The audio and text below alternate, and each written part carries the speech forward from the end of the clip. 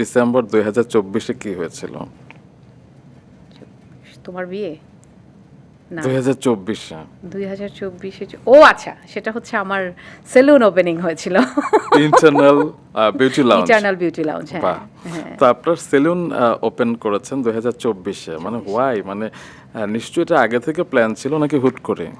খুব আগে আগে থেকে ছিল না ভাইয়া। আমার কাছে মনে হয়েছে কি আমি আমি না খুব ব্যস্ত থাকতে পছন্দ করি এবং কাজ করতে ভালো লাগে। আমার মনে হয় যে আমি অনেক কিছুর থেকে, মাথা থেকে, আমি অনেক চিন্তা থেকে দূরে থাকতে পারি যখন আমি কাজে ব্যস্ত থাকি। আমার মনে হচ্ছিল কি যে একটা সময় বাচ্চারা বড় হয়ে যাবে, ওদের নিজের জগৎ তৈরি হবে, আমি একটা কিছু করি। তো এমন একটা কিছু করি যেটা মেয়েরা এসে এক ধরনের সেলফ কেয়ার করতে পারবে, প্যাম্পার্ড হতে পারবে। কারণ আমাদের তো সত্যি বলতে কি ঘর সংসারের বাইরে মেয়েদের তো যাওয়ার জায়গা নাই।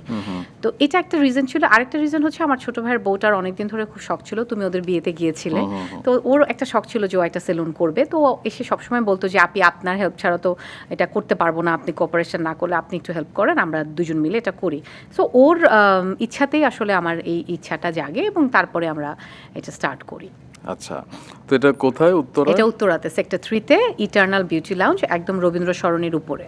আচ্ছা, তো উদ্যোক্তা পরিচয়টা নিয়ে কেমন লাগছে আর কি? উদ্যোক্তা পরিচয়টা নিয়ে আসলে ওই যে একটা কথা যেটা হচ্ছে যে আমার বড় ভাই যখন নিউ ইয়র্কে কোথাও যায়, বা আমার হাজব্যান্ড যখন, তোমার ভাইয়া যখন কোথাও যায়, সবাই ওদেরকে প্রথমে পরিচয় করে দেয় উনি ফাহাদ সোলাইমান, উনি মেয়রের এশিয়ান অ্যাডভাইজার ছিলেন, উনি অমুক, উনি তমুক। কিন্তু লাস্টে গিয়ে আমার ভাইয়াকে এটা শুনতেই হয় যে উনি কিন্তু অভিনেত্রী, জনপ্রিয় অভিনেত্রী রিচি সোলাইমানের ভাই।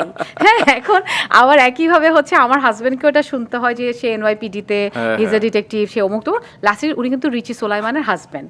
হ্যাঁ, তো এখন ধরো যে আমি উদ্যোক্তা হই, আমি যাই হই, আমি অভিনয় শিল্পী রিচি সোলাইমান, এই পরিচয় থেকে আমি বের হতে পারবো না। আর আমি বের হতে চাইও না, কারণ এটা অবশ্যই আমার জন্য অনেক ভালো লাগার, আমার অর্জনের।